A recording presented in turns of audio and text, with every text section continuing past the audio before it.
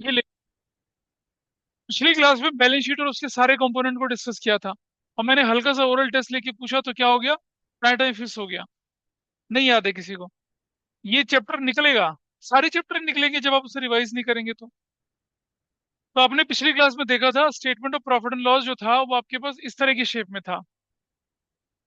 ये कुछ ऐसा था, ये देखो, ये I think it is visible to you.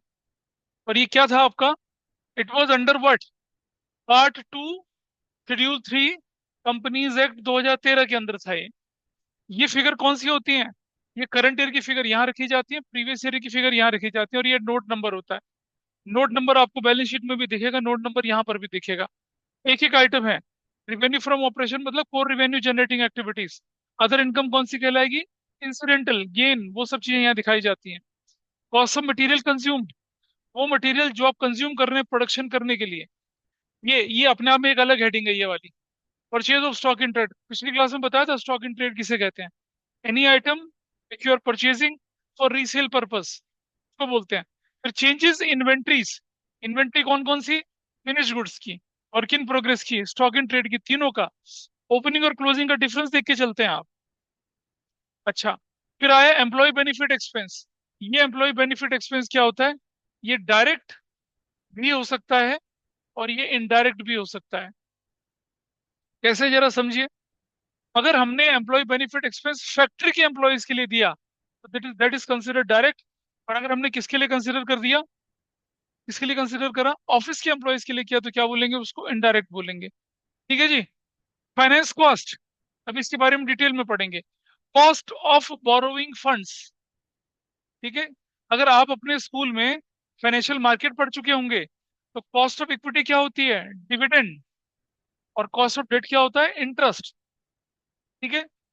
Cost of raising equity क्या कहलाती है? Flotation cost. And cost of raising loan क्या कहलाती है? File charges. फाइल चार्जेस, जब आप कोई लोन लेते हैं तो फाइनेंस कॉस्ट, फाइल चार्जेस लेते हैं बैंक आपसे। Processing fees, loan processing fees, वो होता है। डिप्रिशिएशन एंड अमोर्टाइजेशन एक्सपेंसेस अपने आप में अलग है। अदर एक्सपेंस भी दो कैटेगरी का बन सकता है। It could be of direct nature, could be of indirect nature. अगर क्वेश्चन में कोई क्लैरिटी ना हो तो उसे इनडायरेक्ट मान के चलेंगे। ये एक्सट्रीमली यूजफुल है जब आप रेशियो एनालिसिस पढ़ेंगे तब के लिए। तो जब मैं डायरेक्ट एक्सपेंसेस गिनूंगा तो क्या क्या कंक्लूड? डायरेक्ट एक्सपेंस के अंदर ये cost of material consume include होता है, purchase of stock in trade include होता है, चेंज इन इन्वेंटरी इंक्लूड होता है। अगर ये डायरेक्ट हुआ तो, और अगर ये डायरेक्ट हुआ तो, ये जो है फाइनेंस कॉस्ट और डेप्रिसिएशन ये ऑपरेटिंग होता है। ये वाला डेप्रिसिएशन अमोर्टाइजेशन लेकिन नॉन कैश आइटम का नेचर होता है। फाइनेंस कॉस्ट तो बताया मैंने आपको। Cost of borrowing funds, total expense, total revenue में से टोटल एक्सपेंस माइनस करेंगे, profit before tax minus tax कर देंगे तो प्रॉफिट आफ्टर टैक्स आ जाता है। टैक्स का रेट आपको क्वेश्चन में गिवन होता है।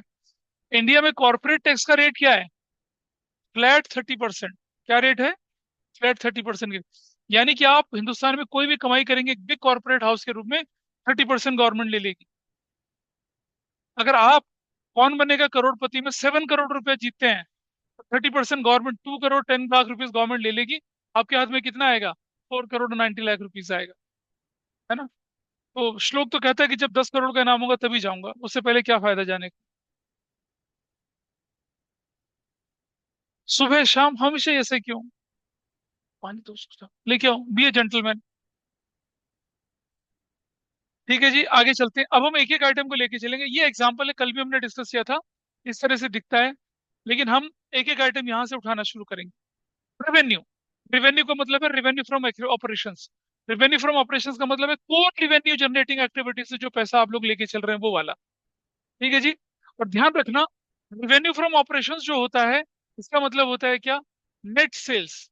नेट सेल्स, यानी रेवेन्यू फ्रॉम ऑपरेशन का मतलब है cash sales plus credit sales, total sales minus sales return. यानी कि अगर मैं बोलूं नेट सेल्स, तो नेट सेल्स इसके बराबर होती है total sales minus sales return. Sales return. अच्छा ये बताओ मुझे कि सेल्स रिटर्न जो होती है जगजीत, वो परचेजेस रिटर्न को बोलते हैं या सेल्स रिटर्न को? सेल्स रिटर्न जो रिटर्न आउटवर्ड होती है, रिटर्न इनवर्ड होती है? सेल्स रिटर्न जो होती है, रिटर्न क्या होती है? इनवर्ड को कहते हैं। किसको कहते हैं? किसको कहते हैं? रिटर्न आउटवर्ड को कहते हैं, है ना? किसको कहते हैं बताओ? सेल्स रिटर्न किसको कहते हैं? रिटर्न आउट, आउटवर्ड को कहते हैं, है ना? किसको कहते हैं? ऐसे कर। अबे, रिटर्न इनवर्ड्स, रिटर्न इनवर्ड्स को बोला जाता है ना जगजीत? है ना? हाँ, नहीं पता, सही बात है, नहीं पता है ना? It was a shocking effect. Total sales में से सेल्स रिटर्न यानी रिटर्न इनवर्ड माइनस करेंगे तब आता है नेट सेल्स। और यही नेट सेल्स जो होता है, इसे क्या बोला जाता है? रेवेन्यू फ्रॉम ऑपरेशंस बोला जाता है। Revenue from operations. तो अगर कभी क्वेश्चन में रेवेन्यू फ्रॉम ऑपरेशंस दे रखा है और सेल्स रिटर्न दे रखा है, तो आप क्या करेंगे? माइनस करेंगे उससे, है ना? तो माइनस नहीं करेंगे, इसका मतलब है ऑलरेडी माइनस हो रखा है। रेशियो एनालिसिस में काम आएगा। रेवेन्यू फ्रॉम ऑपरेशन का मतलब होता है नेट सेल्स, ठीक है? ग्रॉस रेवेन्यू फ्रॉम ऑपरेशन अगर दे रखा है, अब सेल्स रिटर्न को माइनस करेंगे। ठीक है जी, इसका ध्यान रखेंगे। Net sales. अच्छा ये बताइए, रिटर्न्स आउटवर्ड का मतलब क्या होता है? इसका मतलब क्या होता है? परचेजेस रिटर्न कहते हैं उसको, परचेजेस रिटर्न। ठीक है जी, अभी इसकी जरूरत पड़ेगी बाद में, तो यहाँ देखें। Is that clear? Net sales का मतलब है सेल्स माइनस सेल्स रिटर्न। और सेल्स क्या कहलाएगी? Total sales. टोटल सेल्स कौन सी होती है? Cash sales plus credit sales मिला के। तो बारी आती है क्या? अदर इनकम की। क्या लिखा है? Other income. Those income which are incidental to the business, मतलब रेगुलर एक्टिविटी से नहीं है। जैसे आपने गारमेंट को बेचकर पैसा कमाया तो वो क्या कहलाएगा? रेवेन्यू फ्रॉम ऑपरेशंस कहलाएगा। लेकिन अगर आपने इंटरेस्ट इनकम ले ली, रेंटल इनकम मिल गई आपको, डिविडेंड इनकम मिल गई आपको, वो अदर इनकम कहलाती है। उसको हम क्या बोलते हैं? अदर इनकम या नॉन ऑपरेटिंग इनकम बोलते हैं। यानी कि जब, और ये मैंने बचपन में भी पढ़ाया था आपको, कि एक्सपेंसेस जो है, एक्सपेंसेस देखिए बेटा ध्यान से, एक्सपेंसेस जो आपके पास होते हैं वो दो कैटेगरी के कहलाते हैं। एक को क्या बोलते हैं हम लोग? डायरेक्ट बोलते हैं, डायरेक्ट। और एक को क्या बोलते हैं हम लोग? इनडायरेक्ट। डायरेक्ट इनडायरेक्ट, ठीक है? इनडायरेक्ट एक्सपेंस की दो कैटेगरी कहलाती हैं। एक को बोलते हैं हम लोग क्या? ऑपरेटिंग। और एक को क्या बोलते हैं हम लोग? Non operating. ठीक है जी। ऑपरेटिंग की भी दो कैटेगरी बनती हैं, ऑफिस एंड एडमिनिस्ट्रेटिव। ठीक है? और दूसरा क्या बनता है? Selling and distribution. Selling and distribution, ये खर्चे। नॉन ऑपरेटिंग एक्सपेंस बाकी सारी, ये फाइनेंस कॉस्ट हो गया, होता है ना फाइनेंस कॉस्ट, इंटरेस्ट पे करने वाला, डिविडेंड पे करने वाला, ये सब कौन सा है? नॉन ऑपरेटिंग एक्सपेंसेस है। ये वो खर्चे हैं विच सपोर्ट्स रेवेन्यू जनरेशन। इस डायरेक्ट तो क्या होता है? सीधा प्रोडक्शन से रिलेटेड होता है। और ये क्या होते हैं? सेल्स को सपोर्ट करने वाले होते हैं, जो किसको जनरेट करते हैं? सेल्स को जनरेट करते हैं। ऐसे ही अगर मैं बोलूं इनकम हमारे पास होती है, इनकम की दो कैटेगरीज होती हैं। याद है फाइनेंशियल स्टेटमेंट विदाउट एडजस्टमेंट जब हमने पढ़ा था? डायरेक्ट होती है, डायरेक्ट। और ये क्या कहलाती है? इनडायरेक्ट। डायरेक्ट को हम क्या बोलते हैं? ऑपरेटिंग। ऑपरेटिंग इनकम भी बोलते हैं। इसको क्या बोलते हैं? नॉन ऑपरेटिंग भी बोलते हैं। और ये गुडविल चैप्टर में भी पढ़ा था हम लोगों ने। ये डायरेक्ट इनकम को क्या बोलते हैं हम लोग? Net sales. नेट सेल्स, या क्या बोलते हैं उसको? Revenue from operations. कुछ हद दर्जे के गंवार बच्चे इसे आरएफओ भी बोलते हैं, RFO. And it sounds like UFO. Revenue shortcut लगाते हैं, आरएफओ, रेवेन्यू फ्रॉम ऑपरेशंस को। अभी रेवेन्यू फ्रॉम ऑपरेशन का ये ध्यान रहेगा। अब इसके अलावा जो भी है, इसके रेवेन्यू फ्रॉम ऑपरेशंस, और जो ये वाला है नॉन ऑपरेटिंग, इनडायरेक्ट इनकम को नॉन ऑपरेटिंग, और इसको क्या नाम दिया जाता है? अदर इनकम भी बोला जाता है, अदर इनकम। ऐसा करके ये नॉन ऑपरेटिंग इनकम होती है। अभी डिटेल में देखेंगे क्या क्या इसके अंदर आएगा अभी। अच्छा, तो अदर इनकम के अंदर क्या चीज आती है? देखिए, they are cash discount received, gain on sale of property, plant equipment, excess provision return back, bad debt recovered, interest earned on fixed deposits, dividend earn from non finance company, in case of finance company, interest and dividend, etc. Revenue from operation is an operating activity of the business. Revenue from operation operating है, ये सब क्या है? Non operating income है। ये आपके सामने example दे रखे हैं। Is that okay? अब एक चीज का और ध्यान रखेंगे कि भाई समझना जरा, जब भी रेवेन्यू फ्रॉम ऑपरेशंस दे रखा होगा तो आपको क्या लिखना है? एक और चीज का ध्यान रखना है आपको, sale of scrap. Sale of scrap. जैसे आपने देखा होगा, आप लोग क्या कहते हैं? स्लीपर्स पहनते हैं, चप्पलें पहनते हैं, ठीक है। और चप्पलें जो है कटती हैं, कटने के बाद उसकी क्या, वो बचा उचा रह जाता है। आप गारमेंट बनाते, आप कपड़े खरीद के लाते हैं, कपड़ा जब आप टेलर के पास सिलने के लिए देते हैं, तो एक एक पीस ऑफ क्लॉथ यूज हो जाता है, बच जाता है ना। बचने के बाद क्या कहते हैं उसको, कतरन बोलते हैं। क्या बोलते हैं उसको? कतरन होती है। वो कतरन किस काम आती है? आपने शायद देखा नहीं होगा। उसको उसको बैठने के लिए मैट बनाई जाती है उनकी। हाँ। या फिर क्या होता है, तकिए के अंदर स्टफिंग करके भर दी जाती है, उसके अंदर वैसा बनता है वो। उन्हें स्क्रैप कहा जाता है। तो अगर स्क्रैप भी होगा तो उसे रिवेन्यू फ्रॉम ऑपरेशन के अंदर ही इंक्लूड करना है, रिवेन्यू फ्रॉम ऑपरेशन के अंदर। तो sale of scrap revenue from operation का ही पार्ट बनता है। ठीक है जी। और अदर इनकम आपको पता चल गया, ये आपके सामने एग्जांपल है, यहाँ पर देखिए। Under which of the following revenue item of a non financial company will be shown. Sale of scrap किसके अंदर जाएगा बताइए? RFO किसके अंदर जाएगा? रेवेन्यू फ्रॉम ऑपरेशन के अंदर। और कैश डिस्काउंट, इंटरेस्ट अर्न्ड और डिविडेंड कहाँ जाएगा? अदर इनकम के अंदर। देखो ये रहा आपके सामने, ये रहा। रेवेन्यू फ्रॉम ऑपरेशन क्या आया? सेल ऑफ स्क्रैप आया। कैश और ये बाकी सारी चीजें किसके अंदर आया? अदर इनकम के अंदर आया। जिसे नॉन ऑपरेटिंग भी बोलते हैं। ठीक है जी। और देखिए आगे, फाइनेंशियल कंपनी है आपके पास, उसके लिए इंटरेस्ट अर्न्ड क्या है? इंटरेस्ट अर्न्ड क्या है? रेवेन्यू। डिविडेंड क्या है? रेवेन्यू। और profit on sale of assets, refund of income tax क्या है? Other income. समझ पा रहे? फाइनेंस कंपनी का तो काम ही है ना, इंटरेस्ट लेना देना, डिविडेंड डिविडेंड लेना। एक फाइनेंस कंपनी तो जगह जगह इन्वेस्ट करती है, उसको डिविडेंड मिलता है। लेकिन डिविडेंड देना, इट इज ऑलवेज क्या, ऑपरेटिंग एक्टिविटी, आउटफ्लो कहलाता है।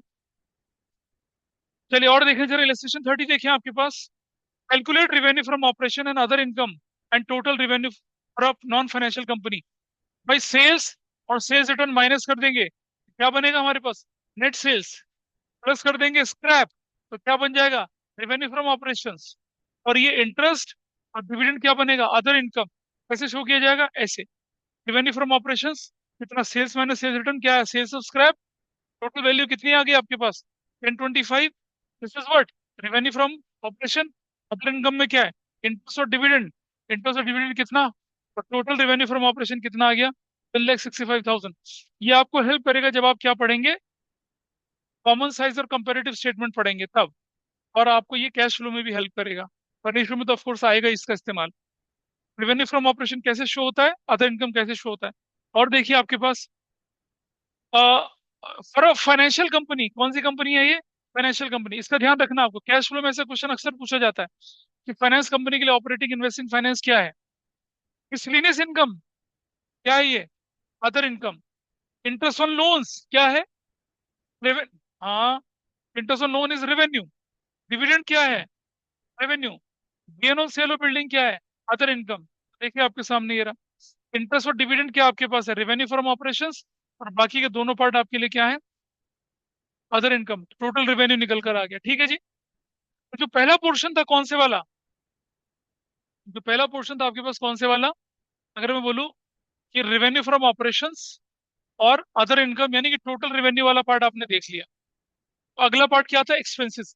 एक्सपेंस में ये सब, अच्छा ये जो फ्लो है, ये जो ऑर्डर है, इसे आप ब्रेक नहीं कर सकते हैं। कॉस्ट ऑफ मटेरियल कंज्यूम ऊपर आएगा, purchase of stock in trade ऊपर आएगा, चेंज इन इन्वेंटरी उसके बाद, एम्प्लॉय बेनिफिट उसके बाद, फाइनेंस उसके बाद, डेप्रिसिएशन उसके बाद, अदर एक्सपेंस। यही ऑर्डर फॉलो करना है। तो चलिए देखें जरा, इस तरफ देखते हैं। कॉस्ट ऑफ मटेरियल कंज्यूम किसको बोलते हैं? वो रॉ मटेरियल जिसको इस्तेमाल कर रहे हैं अपने प्रोडक्शन में डायरेक्टली। और कॉस्ट ऑफ रॉ मटेरियल कैसे निकलता है? Opening stock plus purchase of raw material minus closing stock, उसे कहते हैं कॉस्ट ऑफ मटेरियल कंज्यूम। आपके पास कितना ओपनिंग में था, कितना नया परचेज करा? मान लो ओपनिंग था 1 लाख, नया था 5 lakh, total 6 lakh. Cost of material purchase है वो, उसमें से अनसोल्ड माइनस कर देंगे तो क्या बचेगा? कॉस्ट ऑफ मटेरियल कंज्यूम्ड बचता है। ठीक है, ये रहा फॉर्मूला। क्या है? Opening inventory of material plus purchase of raw material minus closing inventory of raw material. क्या निकल आएगा आपका? कॉस्ट ऑफ मटेरियल कंज्यूम निकल आएगा। ठीक है। तो लोग बोलेंगे सर ये तो कॉस्ट ऑफ गुड सोल्ड जैसा फॉर्मूला लग रहा है। नहीं, कॉस्ट ऑफ गुड सोल्ड यहाँ अलग तरीके से कैलकुलेट होगी, मैं बताऊंगा थोड़ी देर में। तो देखिए जरा, क्या निकाल रहे हैं? कॉस्ट ऑफ मटेरियल कंज्यूम्ड कैसे निकलता है? ये ऐसे निकलता है। Opening inventory of material plus purchase of material minus closing inventory of material. क्या निकल आएगा आपका? Cost of material consumed. कैसे निकलता है ये? ऐसे निकलता है। Opening inventory of materials plus purchase of material minus closing inventory of material करेंगे तो निकल आएगा आपके पास। इससे रिलेटेड इलस्ट्रेशन है छोटे छोटे से। देखिए ये रहा opening inventory, purchase, closing, cost of material consume कितना निकला है, ये निकला है आपके पास। अच्छा मान लो तो आपसे बोल रहा है क्या, compute cost of material consume, opening inventory, material और फिनिश गुड्स दोनों है। फिनिश गुड्स का कोई काम नहीं है हमारे पास। Material purchase, closing material purchase, ये हमारे पास, हमें इसको कंसिडर करना है, हमें इसे कंसिडर करना है। क्लोजिंग इन्वेंट्री मटेरियल, हमें इसे कंसिडर करना है। हमें ये कंसिडर नहीं करना, ये कंसिडर नहीं करना है। क्यों नहीं कंसिडर करना? क्योंकि वो फिनिश गुड्स है। और क्या है? फिनिश गुड्स है। हमें फिनिश गुड्स थोड़ी लेके चलनी है। हमें तो क्या लेके चलना है? मटेरियल लेके चलना है, रॉ मटेरियल लेके चलना है, फिनिश गुड्स नहीं। मटेरियल कंज्यूम बोल रहा है ये, कॉस्ट ऑफ फिनिश गुड्स नहीं बोल रहा। तो वो आइटम हमारे लिए बेकार हो जाएंगे। तो हम क्या क्या यूज करेंगे? 550 का क्या यूज करेंगे? Opening material. 2250 का क्या करेंगे? परचेज। क्लोजिंग माइनस करेंगे, you will get this value. Opening inventory और closing inventory change in inventory में यूज होगी। और चेंज इन इन्वेंट्री कौन सा आइटम है? चेंज इन इन्वेंट्री ये वाला आइटम है। देख रहे हैं? अभी हम किसका डिस्कशन कर रहे हैं? हम इसका डिस्कशन कर रहे हैं। तो कॉस्ट ऑफ मटेरियल कंज्यूम में चेंज इन इन्वेंट्री का यूज नहीं है। वो यहाँ इस्तेमाल होगा, इस जगह पे, तीसरी स्टेज पे, वहां नहीं इस्तेमाल होना है उसका। आगे देखते हैं जरा इधर। ये एग्जाम्पल है आपके सामने दोबारा से। ओपनिंग मटेरियल कितना का लेके चलेंगे? 1,50,000 का। वर्क इन प्रोग्रेस हमारे लिए बेकार है।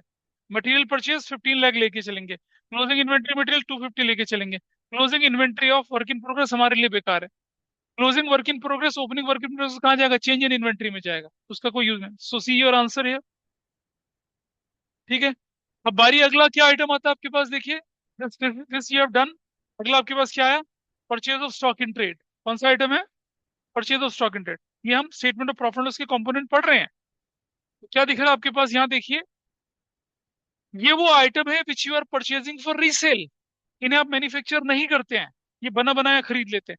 गारमेंट कंपनी अगर कफलिंग को, टाई को, और क्या देखें आप लोगों ने, बेल्ट हो गया, सॉक्स हो गया, मेंस की एसेसरीज हो गई, ठीक है, वो स्टॉक इन ट्रेड कहलाती है। बताइए, शर्ट बनाने वाली कंपनी लेदर की बेल्ट थोड़ी बनाएगी, लेदर के पर्स थोड़ी बनाएंगे, नहीं बनाते। ठीक है। अब जैसे वुडलैंड में जाते हैं ना, वुड्स करके उनके अपने मेन एसेसरीज होती हैं सारी की सारी। वॉलेट भी होते हैं उनके पास, बेल्ट भी होते हैं उनके पास, बहुत सारी चीजें होती हैं उनके। हाँ, टाई पिन होती है, बिल्कुल वो होता है। कफलिंग होते हैं यहाँ पर रखने वाले, टाई पिन होती है, वैसा करके, है ना। तो अच्छा ध्यान से सुनना। If the company carries out further processing of the goods purchase, please समझना। जैसे मान लिया जाए आपने क्या करा कि, मान लो आपने लेदर के पर्स मंगवा लिए किसी से, ठीक है, और उन लेदर के पर्स में फिर से प्रोसेसिंग कर दी, उनमें अपनी स्टैंपिंग कर दी, अपनी ब्रांडिंग कर दी, तो फिर वो कॉस्ट ऑफ मटेरियल कंज्यूम ही बन जाएंगे। अगर आपने एज इट इज उठा के बेच दिए, they are what? Stock in trade. लेकिन अगर आपने उनमें प्रोसेसिंग कर दी, कुछ अपना वैल्यू एडिशन डाल दिया, तो फिर वो कॉस्ट ऑफ मटेरियल बन जाएगा। फिर वो अलग से नहीं रहेगा कुछ। ठीक है जी, कॉस्ट ऑफ मटेरियल क्या लिखा है? बट देखो, if the company carries out further processing of the goods purchased, they don't remain stock in trade, it becomes cost of material consumed। जैसे कंपनी अगर पेपर खरीद रही है रीसेल के लिए, तो वो स्टॉक इन ट्रेड कहलाएगा। लेकिन पेपर से वो क्या बना दे, कॉपी बना दे, रजिस्टर बना दे, स्पाइरल बाइंड वगैरह बना दे, तो क्या कहलाएगा वो? कॉस्ट ऑफ मटेरियल कहलाएगा फिर वो। ऐसा करके होता है। ठीक है, आगे चलते हैं जरा।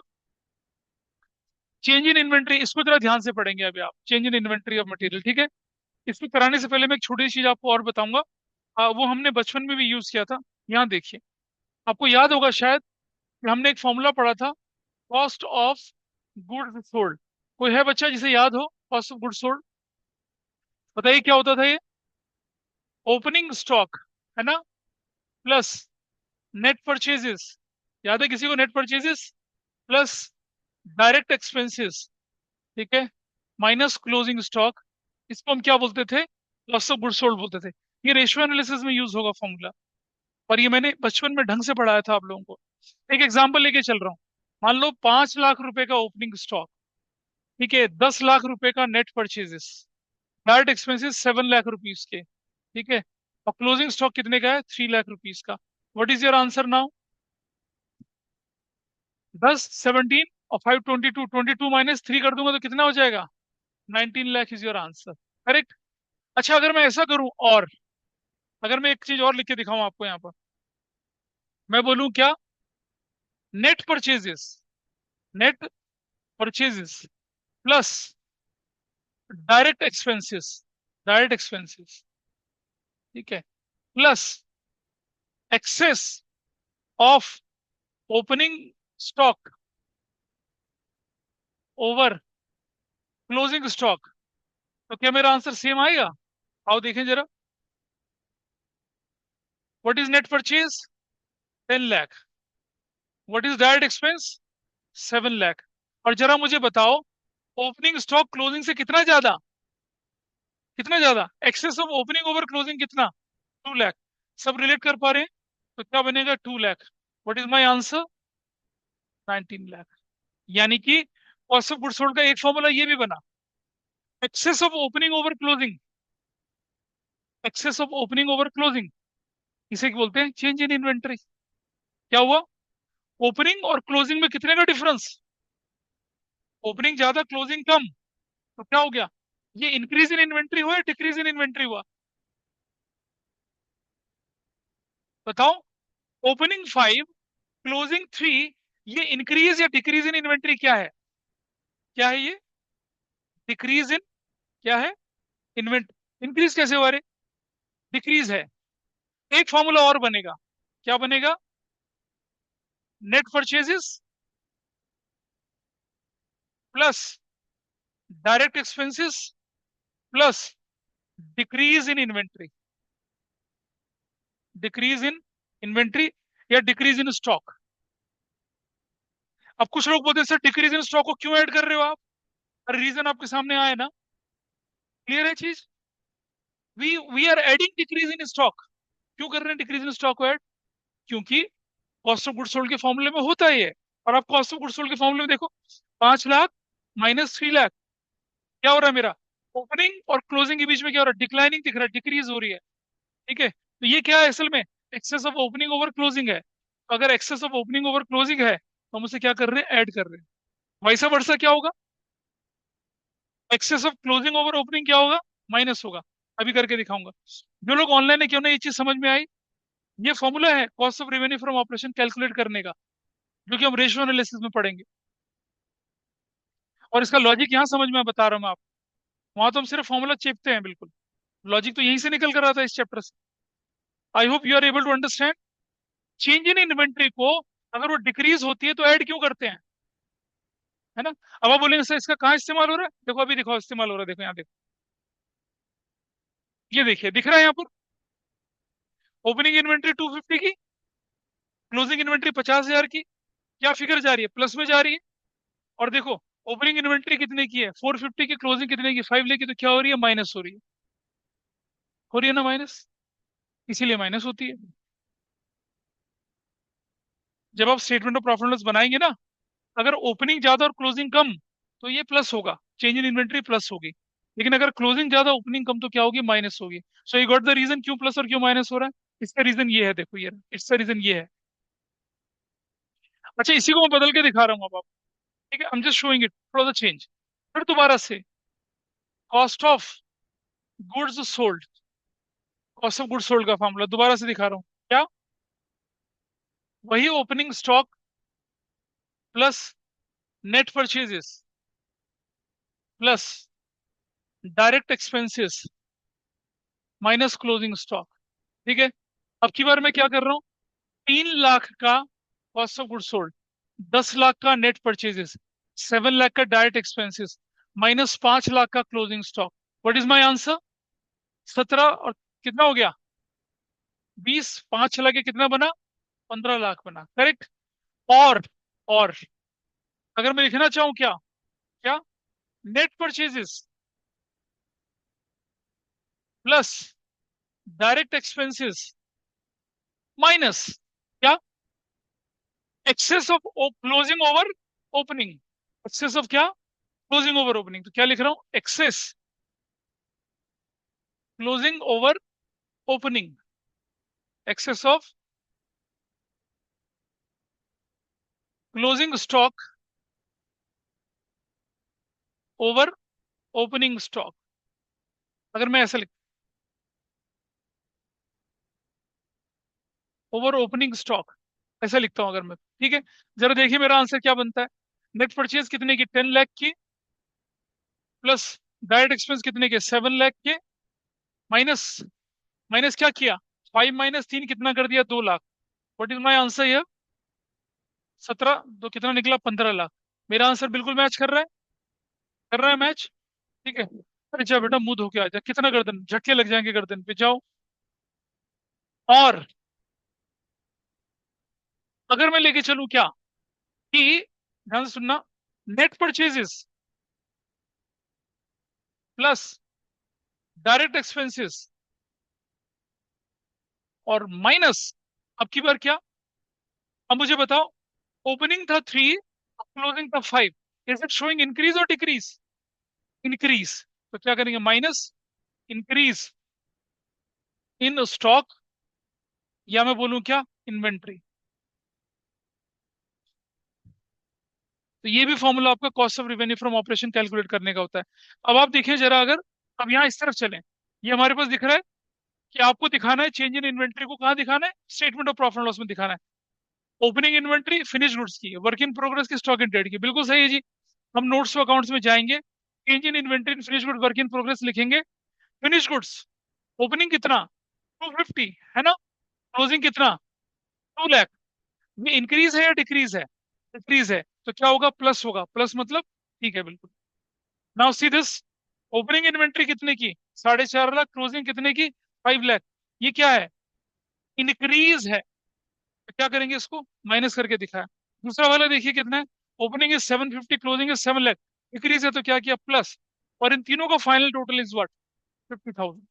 वो 50-50 चला गया, क्या दिखेगा, चेंज इन इन्वेंट्री 50,000 की दिखेगी आप, ऐसे दिखाई जाती है चेंज इन इन्वेंट्री, ठीक है।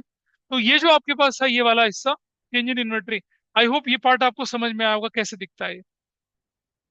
तो अगर मुझे बताइए, आपके क्वेश्चन में अगर चेंज इन इन्वेंट्री ऐसे दिख रहा है 50,000, इसका मतलब क्या है, excess of opening over closing, यानी कि डिक्रीज इन इन्वेंट्री है ये। लेकिन अगर ये ऐसे दिख रहा है तो आप पहचान सकेंगे, इसका मतलब क्या है, इसका मतलब इंक्रीज इन इन्वेंट्री, यानी कि ओपनिंग कम और क्लोजिंग ज्यादा है, ऐसा। तो जब रेशियो एनालिसिस कैलकुलेट करेंगे तो आराम से लगा सकते हैं। अब जरा समझना मेरी बात, कॉस्ट ऑफ गुड्स सोल्ड जो था, वो सोल प्रोप्राइटरशिप में कैसे कैलकुलेट होता है, वो मैंने ये बताया आपको, ठीक है। लेकिन जब आपके पास statement of profit and loss दे रखा हो ये वाला, कॉस्ट ऑफ रिवेन्यू, उसको तब बोलते हैं हम क्या, cost of revenue from operation बोलते हैं। वो कैसे कैलकुलेट होता है, देखिए वो ऐसे कैलकुलेट होता है, वो ऐसे कैलकुलेट होता है।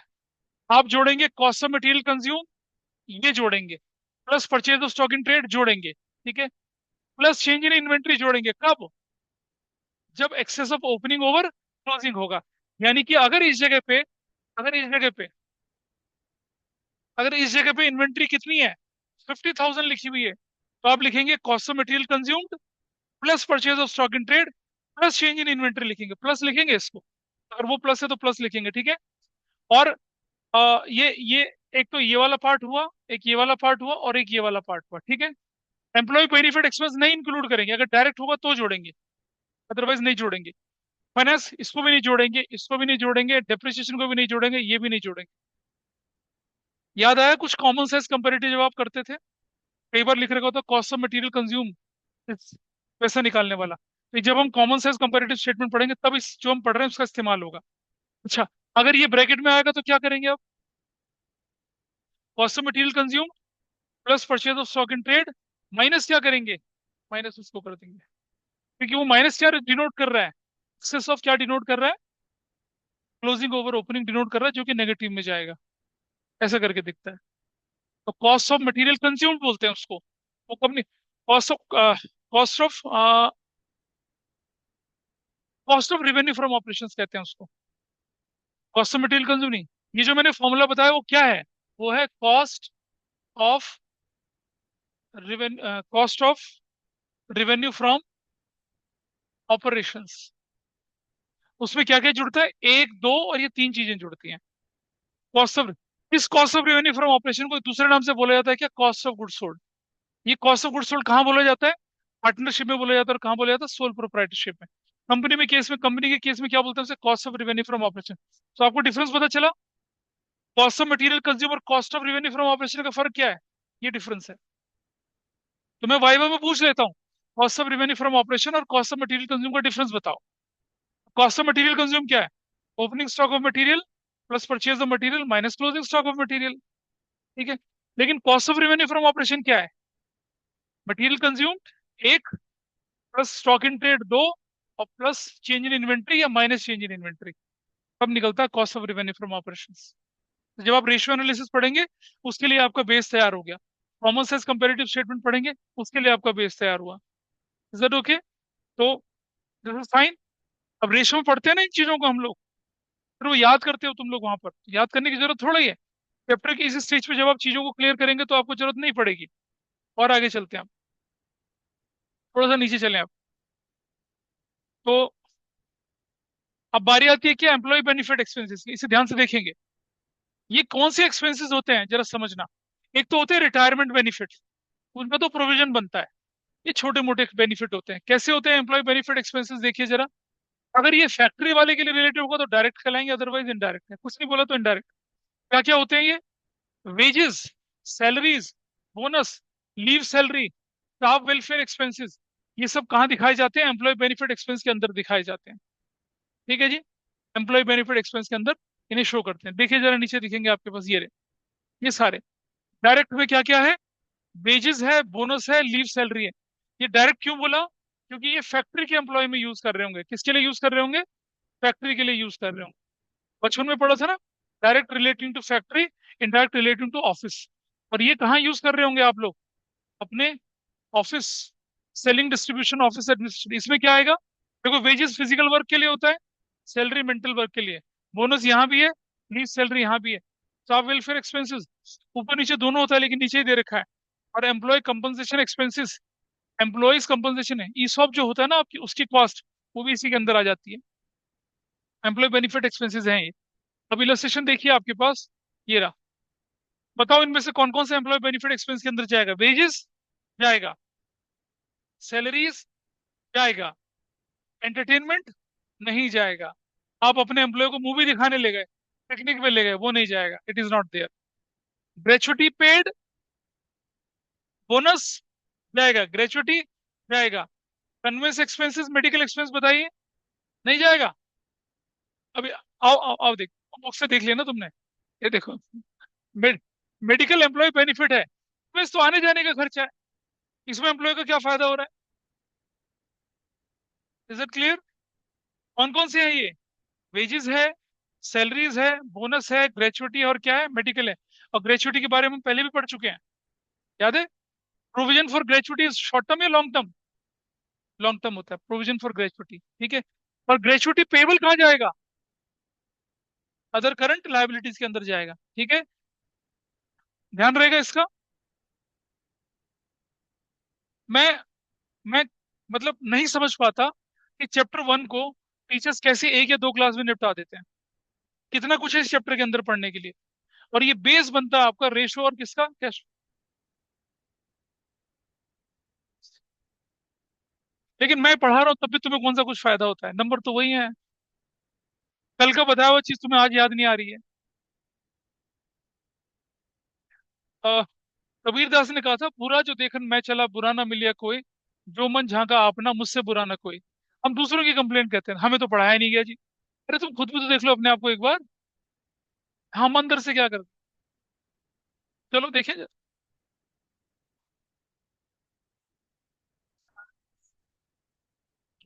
अरे वो तो कन्वेंस वगैरह के अंदर चला गया ना, ट्रांसपोर्टेशन का पैसा दे दिया। बेनिफिट थोड़ी होता है, वो तो फैसिलिटी दे रहे हैं आप उसको।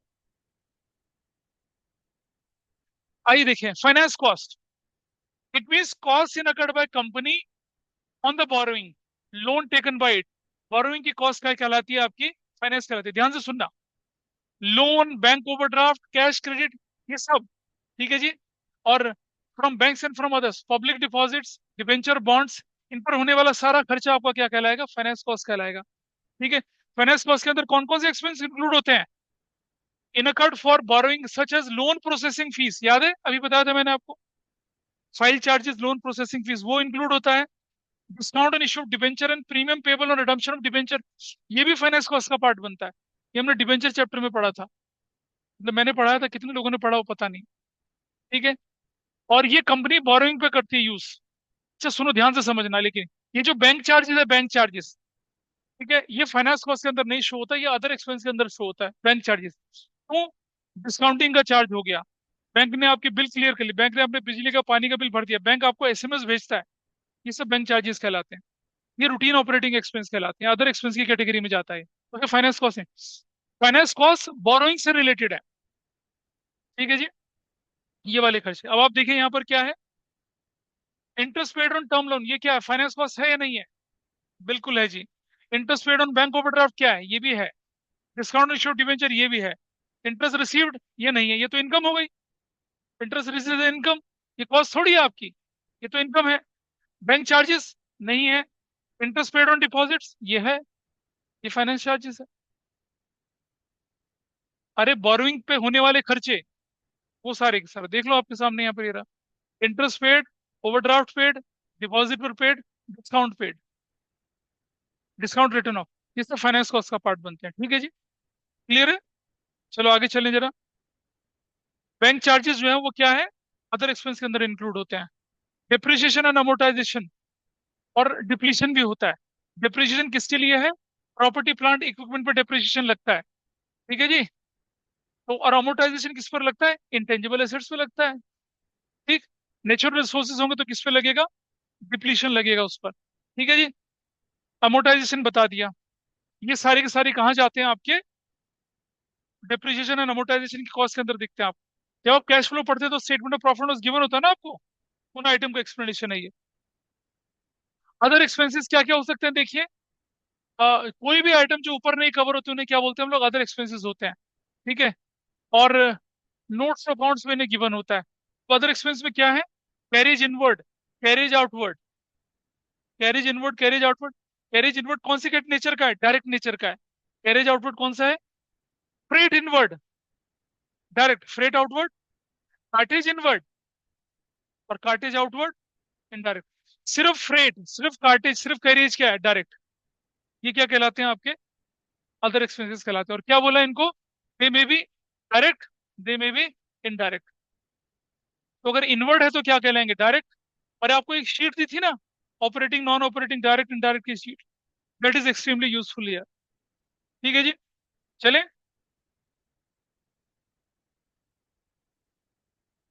तो अब आप देखिए, statement of profit and loss के सारे आइटम पूरे हुए हमारे, ये पूरा हुआ।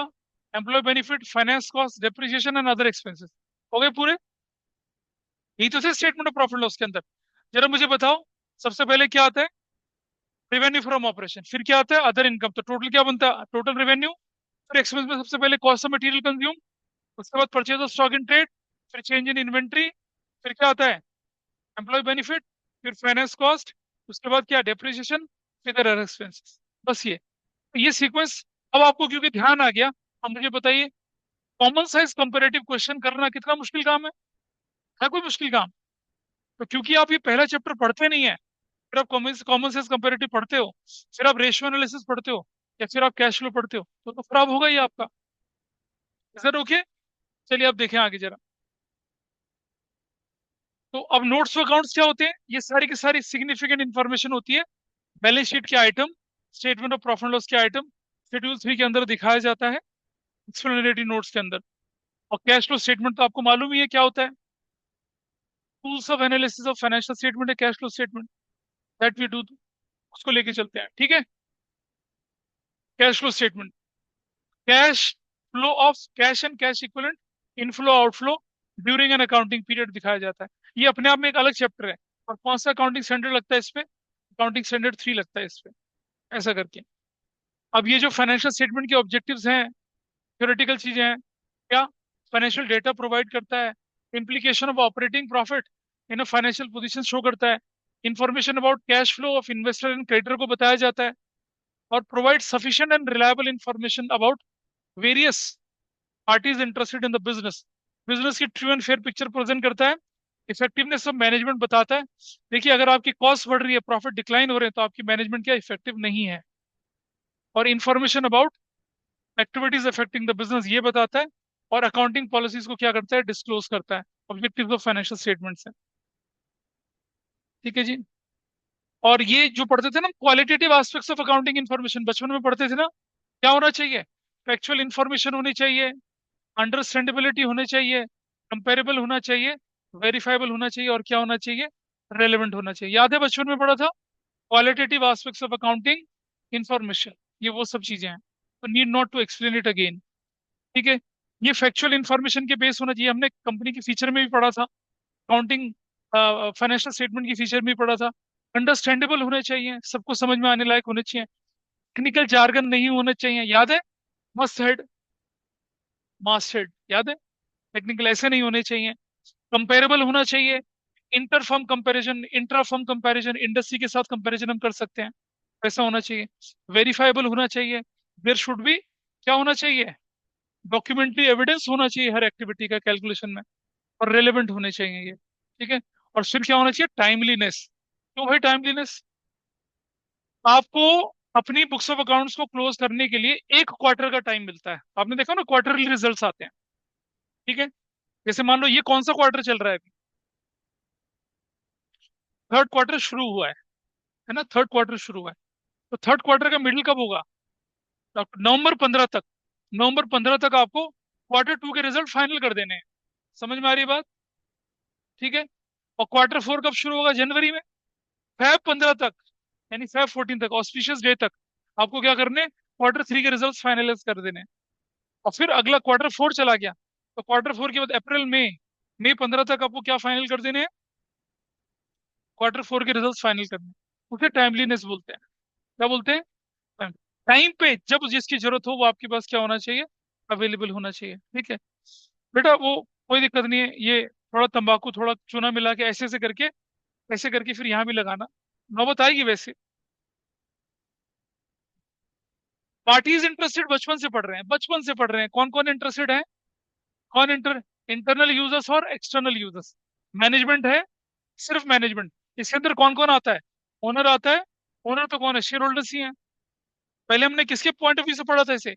सोल प्रोप्राइटर के पॉइंट ऑफ व्यू से पढ़ा पढ़ा था ना, सोल प्रोप्राइटर। तो मैनेजमेंट इंटरेस्टेड है। ठीक है। और कौन है यहाँ पर? External users. इसमें कौन आ गया? अब आप मुझे बताइए, यार शेयर होल्डर से तो मैनेजमेंट बनती है, बिल्कुल बनती है। क्या आप हर शेयर होल्डर को अपने बिजनेस सीक्रेट सीक्रेट बता देते हो? नहीं। इसीलिए उन्हें एक्सटर्नल की कैटेगरी में डाला है। उन्हें सिर्फ उतना बताया जाता है जितनी जरूरत हो, जितना कानून के हिसाब से जरूरी है, जितना सेबी के हिसाब से जरूरी है उतना बताया जाता है। बिजनेस सीक्रेट थोड़ी बताए जाएंगे उनको। ठीक है। तो जैसे हम एम्प्लॉयज को बाहर कर देते थे सोल प्रोप्राइटरशिप में, उनको एक्सटर्नल बोल देते थे। उन्हें तो प्रिंटेड इन्फॉर्मेशन मिलती है जो अवेलेबल है पब्लिक डोमेन में। तो मैनेजमेंट जो फैसले लेंगे, डिसीजन लेंगे, इनमें कौन कौन होता है? Board of directors, managing director, CEO, CFO, CEO, ये लोग इंक्लूड होते हैं मैनेजमेंट के अंदर। बाकी नीचे के लोगों को इन्फॉर्मेशन नहीं दी जाती है। शेयर होल्डर एक्सटर्नल में चला गया। एम्प्लॉइज, उतनी इन्फॉर्मेशन जितनी जरूरत पड़े। क्या सैलरी क्या होगी, इंसेंटिव क्या होंगे, बोनस क्या होंगे, बस उससे ज्यादा उनको जरूरत नहीं होती है। ठीक है। बैंक और फाइनेंशियल इंस्टीट्यूशन क्या चाहिए होती है आपको? लोन ग्रांट करें नहीं करें, आपके प्रोजेक्ट को फाइनेंस करें नहीं करें, वो इन्फॉर्मेशन है। और चलें आगे। इन्वेस्टर्स एंड पोटेंशियल इन्वेस्टर्स, लोग आपकी कंपनी की परफॉर्मेंस के बेस पे क्या लें, डिसीजन ले सकें, उतनी इन्फॉर्मेशन देना जरूरी है। क्रेडिटर आपको लेंडिंग दे न दे, सामान उधार बेचे न बेचे, वो। गवर्नमेंट एंड इट्स अथॉरिटीज, क्या आप कॉर्पोरेट सोशल रिस्पॉन्सिबिलिटी को फुलफिल कर रहे हो नहीं कर रहे हो? क्या आप कंप्लाई कर रहे हो कंपनीज एक्ट को या नहीं? ये सब चीजें होती है।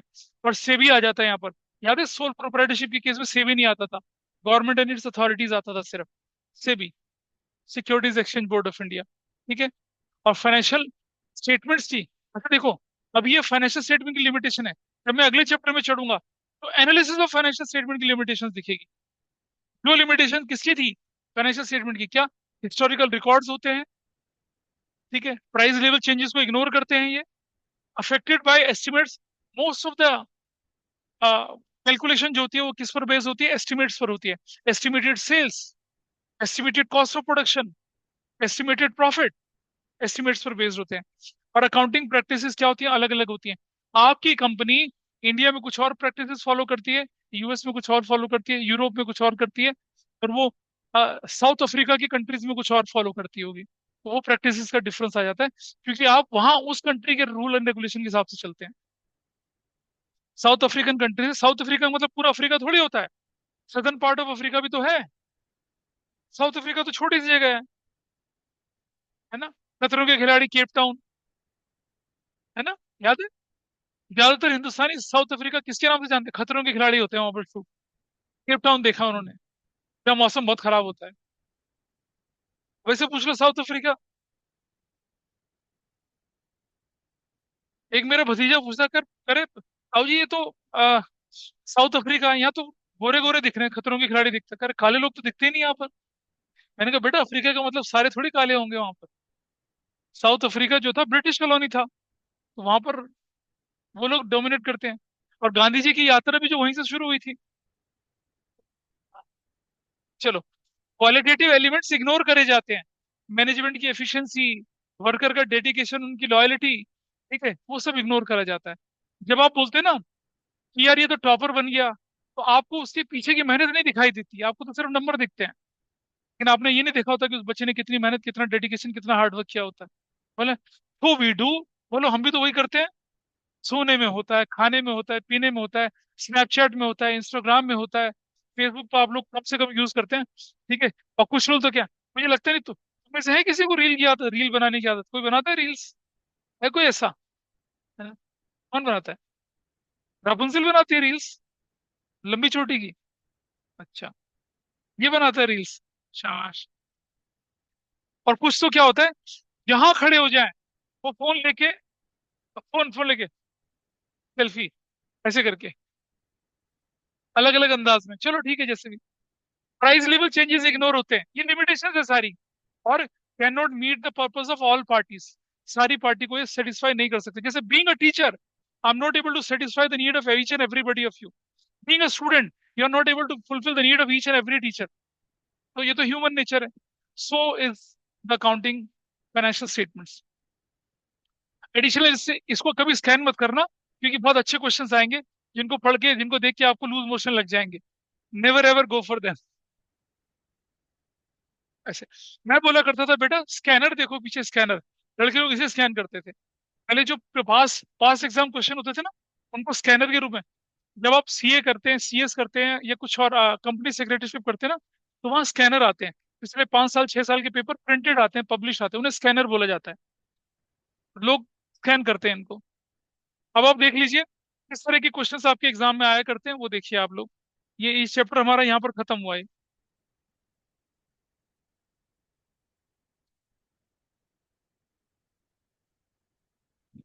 Which of the following statement show financial position of a company on a given date, बताओ कौन सा है?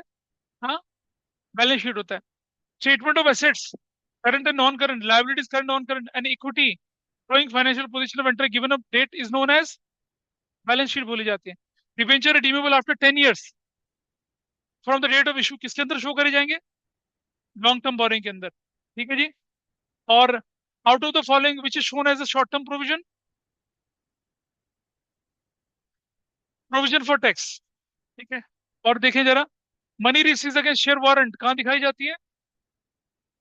शेयर होल्डर फंड के अंदर दिखाई जाती है। शेड्यूल 3 हैज प्रिस्क्राइब्ड, इसका फॉर्मेट कौन सा? हॉरिजॉन्टल, वर्टिकल, इधर, नीदर। हाँ, वर्टिकल। ग्रुप ए को ग्रुप ई के साथ मिलाना है। इन्वेस्टर किसके लिए इंटरेस्टेड होते हैं, बताओ तो जरा। कहाँ है इन्वेस्टर्स? गवर्नमेंट किसके लिए इंटरेस्टेड होती है? कौन सा वाला? ये इन्वेस्टर्स, बी सप्लायर्स, सी, और ये डी, ऐसा करके। कॉल्स इन एडवांस कहाँ शो होता है? अदर करंट लाइबिलिटीज, ठीक है। प्रीमियम और redemption of debenture is shown where?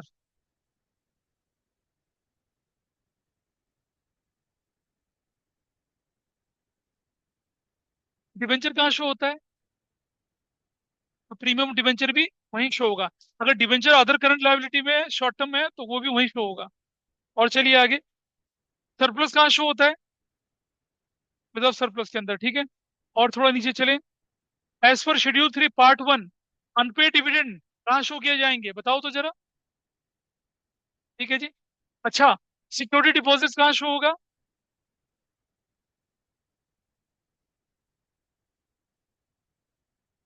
अरे वो तो पब्लिक डिपॉजिट्स होता है। चाटा पड़ेगा कंटिजेंट, बदतमीज। अबे long loans and advances long terms में, आपका इलेक्ट्रिसिटी सप्लाई कंपनी में आपने पैसा डिपॉजिट कर रखा है, वो सिक्योरिटी डिपॉजिट्स।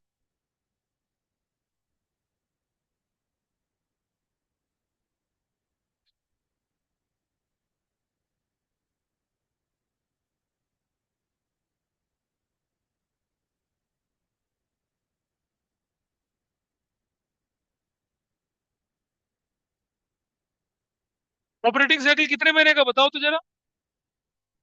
6 मंथ्स का। अगर कंपनी का ऑपरेटिंग साइकिल 18 महीने का है और पेमेंट कब जानी है 24 महीने में, तो क्या कहलाएगा ये? नॉन करंट कहलाएगा। ठीक है। याद है, कुछ समझ में आ रहा है? और चलें, अगर ऑपरेटिंग साइकिल 20 महीने का और पेड रिसीवेबल 20 महीने में रिसीवेबल है, तो क्या कहलाएगा? है करंट असेट्स पक्का से। चलो, अगर आपका कंपनी का ट्रेड रिसील 8 महीने में है, जबकि ऑपरेटिंग साइकिल कितने महीने का है? 6 महीने का, तो क्या कहलाएगा? करंट ही कहलाएगा, क्योंकि 12 महीने से कम है। 12 महीने की कंडीशंस भी लगानी होती है। कैश एंड कैश इक्विवेलेंट में क्या इंक्लूड नहीं होता? इन्वेंट्रीज इंक्लूड नहीं होती हैं। तो ये जो बुक के पीछे के क्वेश्चन है ना, कभी कभी पढ़ लेना चाहिए। ये कितना अच्छा क्वेश्चन है, देखिए। ऑपरेटिंग साइकिल 8 महीने का, ठीक है। मेच्योरिटी पीरियड 11 महीने का, ठीक है जी। तो बताइए कैसे शो होगा ये? अकाउंट रिसीवेबल अमाउंटिंग 1 लाख, इसमें से 60,000 की मेच्योरिटी पीरियड कितनी, 11 महीने की है। कैसे इंफॉर्मेशन प्रेजेंट होगी बताइए? आउट ऑफ 1 लाख, इसको दो हिस्सों में बांटो। एक 40,000 और एक कितना है, 60,000, ऐसे करके है। तो बताओ कौन सा करंट एसेट्स और कौन सा नॉन करंट एसेट्स? 11 महीने के, 11 महीने के अंदर अंदर कौन सा वाला है? 60,000, ये क्या हो जाएगा? और ये वाला क्या होगा? Non current. कौन सा ऑप्शन बनता है सही? बी। ऐसे इसका इम्प्लीकेशन होता है यहाँ पर। अदर एक्सपेंस के अंदर कौन कौन से आएंगे? Not shown. कौन इनमें से कौन सा?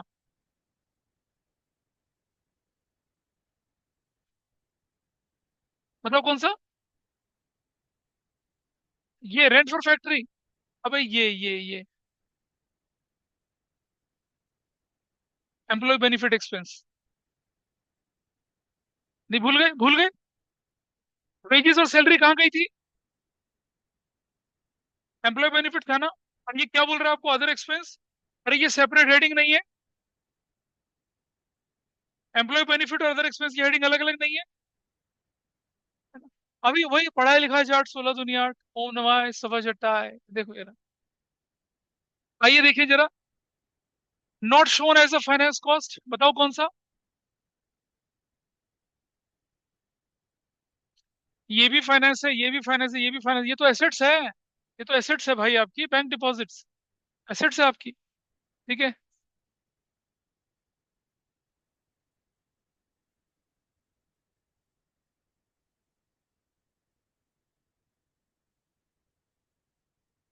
ये बताओ, financial statement of a company are prepared in the form prescribed in the schedule 3 of the company 2013।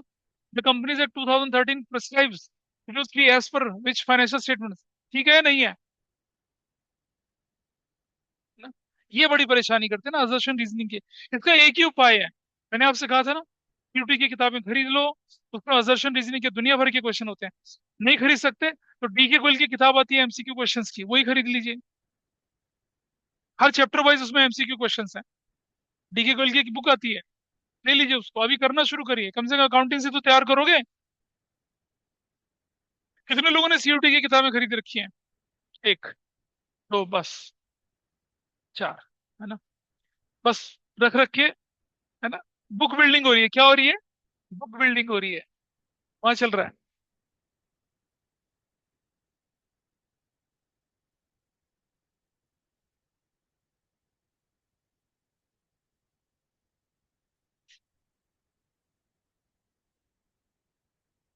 वो नाराज हो जाता है।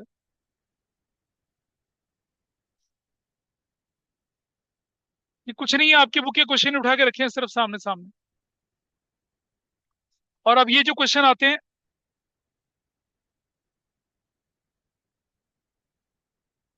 ऐसे क्वेश्चन हमने अपने छोटे से स्कूल के पेपर में एक बार दिया था कि आपके पास ये डिबेंचर्स हैं, इंटरेस्ट हाफ ईयरली पे किया जाएगा, इंटरेस्ट ऑन डिबेंचर इतना दिया जाएगा, how the interest on debenture. याद आ रहा है कुछ किसी को?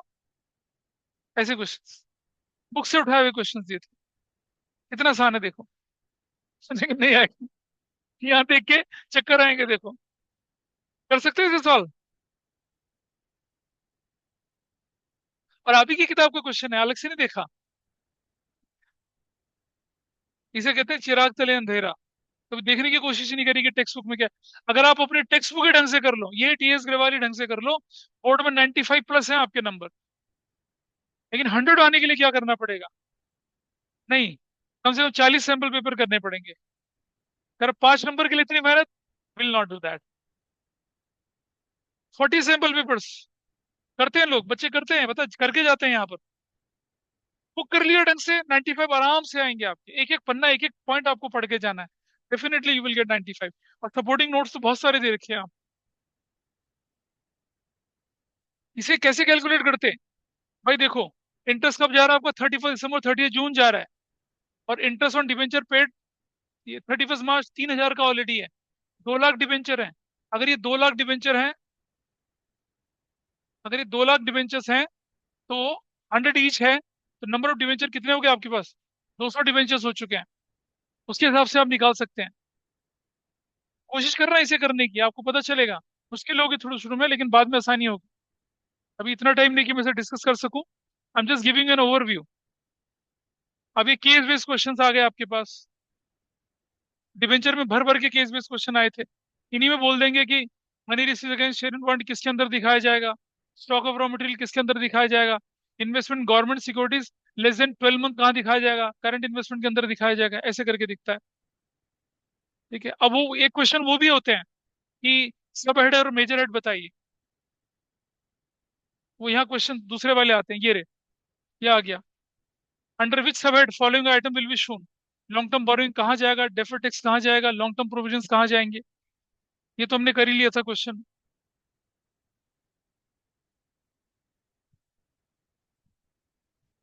अब ये आ गया आपके पास, बॉन्ड्स कहाँ दिखाए जाते हैं। अब तो आंसर ही दे रखा है, मैं क्या बोलूं। आंसर इज गिवन है।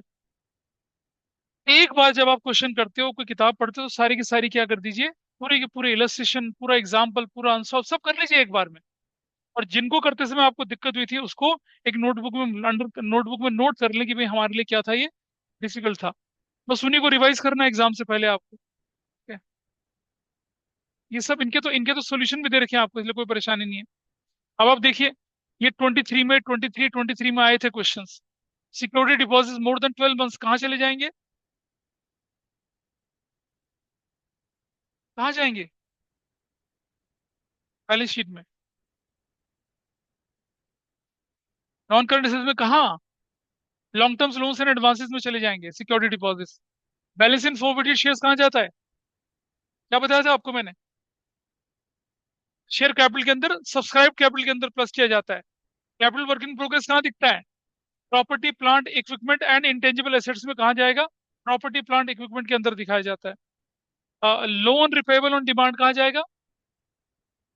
हाँ, अदर करंट लाइबिलिटी का पार्ट बनता है। करंट लाइबिलिटी में cash in hand, cash and cash equivalent के अंदर दिखाया जाता है।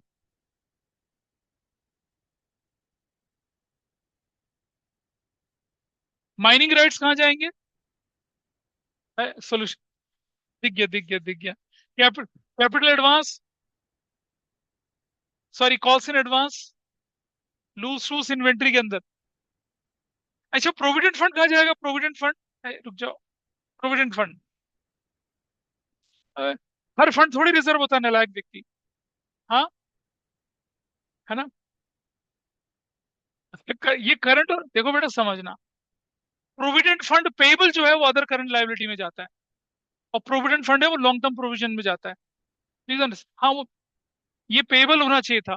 कई बार आप आंसर में देखेंगे इधर, तो ये इसमें करंट और नॉन करंट दोनों दे रखा होता है। प्रोविडेंट फंड पेबल अगर है तो वो करंट लाइबिलिटी है, सिर्फ प्रोविडेंट फंड जो है वो कहाँ। इतना नींद आ रही है आज, तुम्हारी सांस बहुत पीटेगी तुम्हें। चलिए ठीक है, ये सब 10% debenture, provision for tax, everything is given with the solution to all of you. और इसी तरह के क्वेश्चंस आपके एग्जाम में आते हैं। ये डिबेंचर रिडम्पशन रिजर्व कहाँ जाएगा? है ना? कैपिटल रिडम्पशन रिजर्व कहाँ जाएगा? ठीक है। ठीक है। Arrears of fix cumulative dividends कहाँ जाएगा? हाँ, कंटीजेंट लायबिलिटी में, कमिटमेंट्स में जाता है। कुछ नहीं, कुछ नहीं, सब। अच्छा, लाइसेंस कहाँ जाएंगे? लाइसेंस, इंटेंजिबल असेट्स में। फॉर्मूले,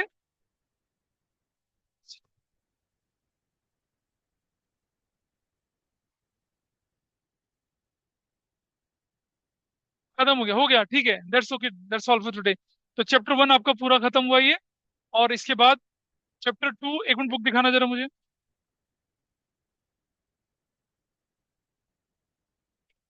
अबे, टाइमिंग अच्छी है इसकी। इसके बाद अगला चैप्टर 2 और कॉमन सेंस कंपैरेटिव हम एक ही साथ शुरू कर लेंगे, हो जाएगा।